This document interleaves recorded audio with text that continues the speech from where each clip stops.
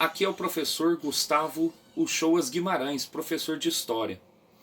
E o tema desse vídeo é as independências na América Latina. Nós bem sabemos o que estava acontecendo na Europa.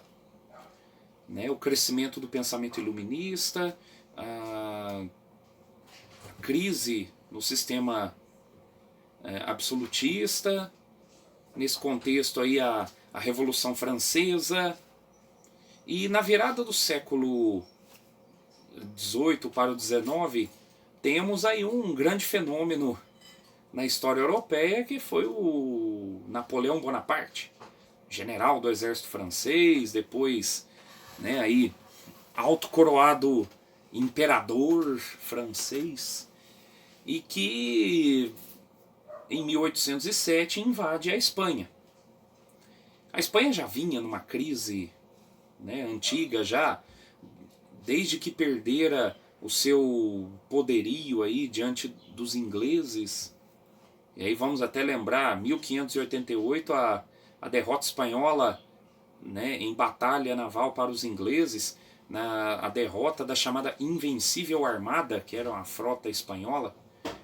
Então desde aquele momento você vê a Espanha entrando em crise.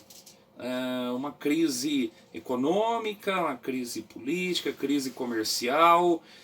Você vê também aí até mesmo uma crise administrativa, porque as colônias espanholas eram muito grandes, então manter uma estrutura de administração das colônias era muito caro.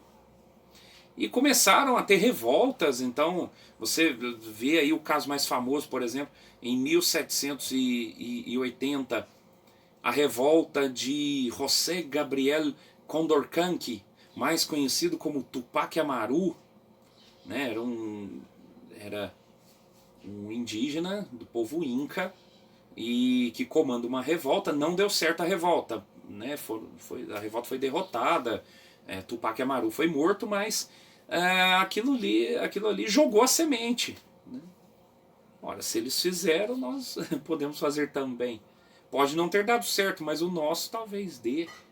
Então jogou a semente das revoltas que começaram a se espalhar pelas colônias espanholas. E outro fator também que ajudou a inspirar aí, de certa forma, foi a independência do Haiti. O Haiti era uma colônia francesa que teve uma revolta de escravos aí em 1789 e lutaram ali pela sua independência. Foi um movimento que inspirou outros movimentos nas colônias espanholas, na colônia portuguesa, nas colônias inglesas, etc. Embora aqui, em se tratando de colônias espanholas, você vê até mesmo uma tomada de iniciativa aí das elites.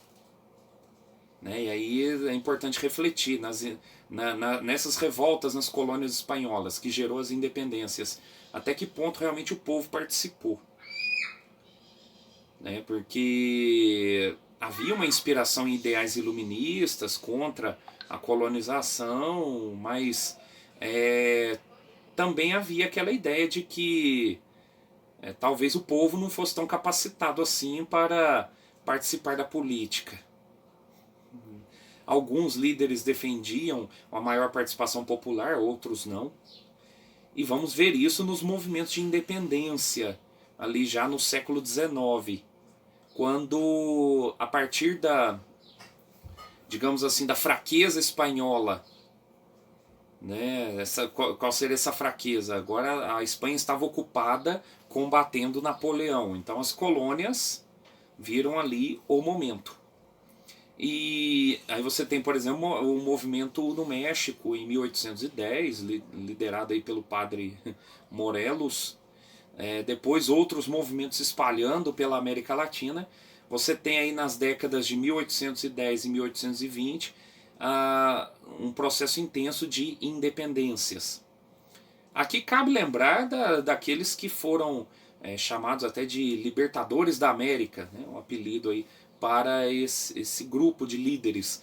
Você tem, por exemplo, Simão Bolívar, José de San Martín, o Sucre, na Bolívia, então, que lideraram esses movimentos, e depois os territórios foram se dividindo, os territórios independentes foram se dividindo. Conflitos de interesses aí, jogos de poder, conflitos entre as elites locais, né, que foram fragmentando as colônias espanholas já independentes em vários países.